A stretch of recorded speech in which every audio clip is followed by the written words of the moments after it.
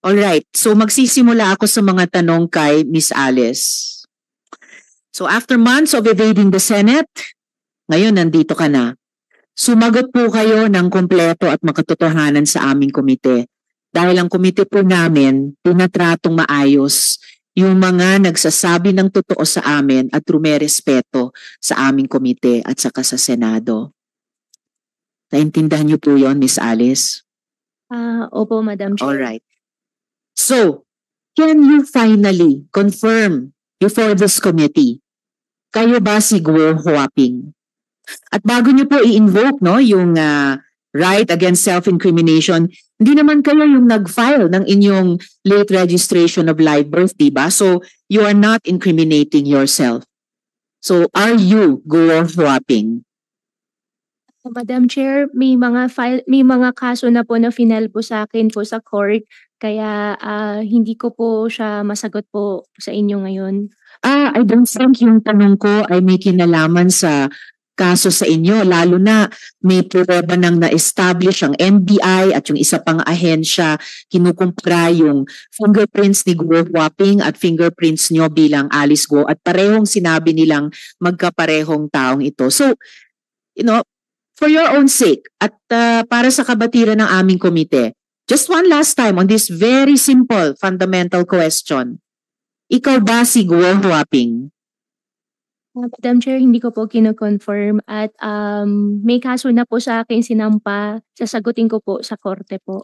Madam Chair, Well, may I yes, and Joel, one related question. Madam Chair, may I invoke? I am not going to invoke or raise a point of order, but may I invoke Section 19 of our Senate rules, which states the privilege against self-incrimination. A witness can only invoke his right or her right to self-incrimination, Madam Chair, only when a question which tends to elicit an answer that will incriminate him or her is propounded to her.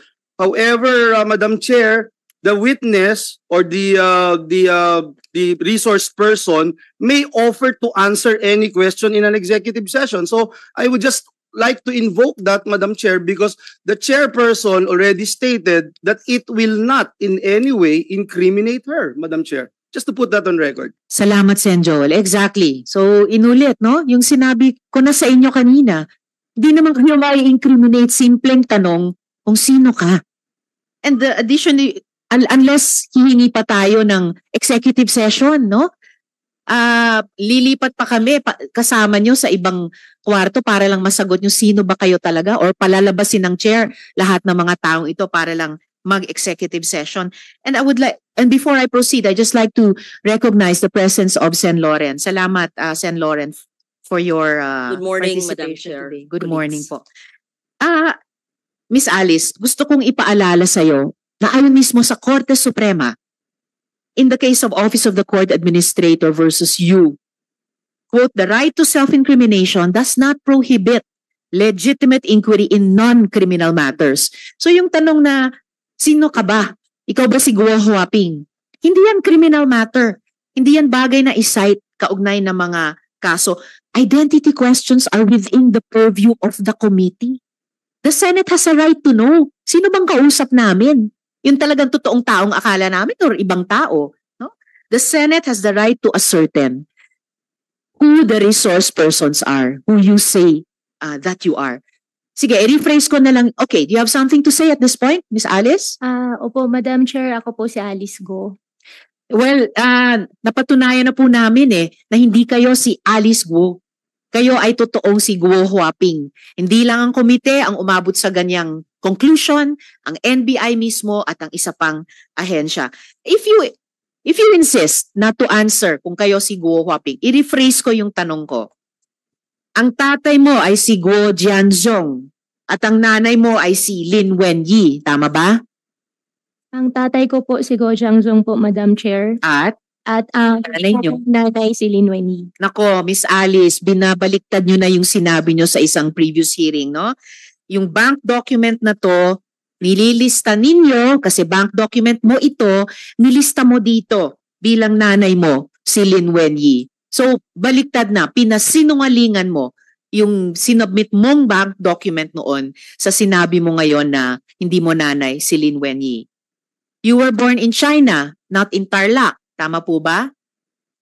Ang alam ko po, I was born in Tarlac po, Madam Chair. Ang childhood mo, mula sabihin natin 0 to 12 years old, ay sa China, tama? Kaya wala kang maalala, wala kang makwento sa amin ni isang alaala ng pagkabata mo sa Tarlac, di ba? Yes, and Lauren, for one related question. Statement. Nag-off na po siya. Pero maliwanag na nagsisinungaling kung saan siya napanganak. So, I bring that to the body. Opening pa lang, nagsisinungaling na. Alam naman nating lahat na may mga ahensya ng gobyerno na nagbigay ng mga birth certificate at inamin na nila ng PSA sa mga dayuhan at kasama siya doon.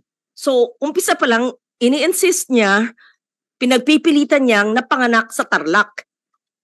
Wala na pong maniniwala yan. Alam na po natin yan. So I'm just putting that on record. How can we extract the truth if the first question, wala pang ang question, ay nagsisinungaling na? Salamat, Sen. Lauren. So, thank you. At nakahanda na nga at lalong tumitiba yung ihahaing motion ni na Majority Leader at Sen. Joel Madam at the Chair. proper time. Madam Chair. Yes, Sen. Rafi, for one related question. Noong May 22 this year, hinamon ko si Alice Goo kung willing siya mag-undergo ng lie detector test. Hanggang ngayon, okay ka pa rin ba, Miss Alice Goo? Papayag ka pa ba magpa-lie detector test para malaman natin yung mga sinabi mo, ibabangga natin doon sa mga alam namin. Are you still willing? Miss Alice. Madam Chair, pwede ko po i-consult po muna. Sino ang iko-consult mo? Consult ko po sa lawyer po muna. Alright, you can do that during this hearing. Ay, thank you po. Balikan po namin yung tanong na iyon during this hearing. Thank you. Ngayon, This yes, is related. Sen. This is Joel, a related, Madam related Chair. question. Very related. Madam Chair, obviously itong ng basto sa Senado ay wala pa ring konsensya para magsalita ng katotohanan sa atin, Madam Chair. Yung simpleng tanong nyo kanina, Madam Chair, siya ba si Gua Huaping? Kahit po magsinungaling siya, hindi siya sumagot, kung ano-anong sabihin po niya sa atin. Madam Chair, ang NBI mismo ay nagkaroon ng fingerprints ni Alice Goo at nitong si Chinese national Gua Huaping. At in-establish po doon na match and the same person, si Gua Huaping at si Alice Goo. So ang tanong na lang siguro, Alice, ikaw ba naniniwala doon sa pagmamatch sa finger prints that match na ginawa nitong NBI na ikaw si Gua Huaping at si Alice Goo ay iisang tao? Miss Alice. Madam Chair, honestly po, hindi ko po alam kung paano po nangyari. Basta alam ko po si Alice Goo po. At pasensya na rin po kung hindi po kayo naniniwala, ako sinasabi ko, as much as possible po, gusto ko rin pong sabihin po sa inyo lahat at sa mga magiging questions nyo rin po sa akin mamaya, may consideration lang din po ako sa safety ko rin po. Well, tatanungin ko rin kayo tungkol diyang sinasabi niyong safety niyo mamaya. Pero ibig sabihin din, bawat tanong namin ngayon, dahil paiksi na yung panahon, pasara na yung window of opportunity niyo, bawat tanong namin ay pagkakataon sa'yo magsabi na ng totoo at wag nang magsinungaling sa komiteng ito. Miss Alice. Short interjection. Yes, Senator Roy, for one related question. May ask from the chair kung pwede natin ipaklaro sa kanya ano yung safety consideration na sinasabi niya para maklaro tayo kasi kung palagi siya mag-involve ng safety, hindi natin alam kung anong safety na sabi. Kung meron bang interesado sa buhay niya na isang malaking sindikato na siya ay papatahimikin o ano bang safety na sinasabi niya, Madam Chair? Miss Alice, tatanungin ko rin sana sa iyo yan mamaya ng konti. But briefly, simulan yung sagutin yung tanong ni Senator Roy. Ano ba yung sinasabi niyong safety na iyan? Tungkol po sa personal ko pong safety po. Kaya Okay. nga, ano yun? Anong threat, anong safety? So anong threat nakikita mo? May Para matulungan ka namin. Sige. death threat po. May Sino death threat. Sino? Hindi ko lang po may discuss po dito in public po. Why don't you discuss it in public? The people ought to know about it. May death threat po na Sino ang nagbabanta sa'yo sa buhay mo?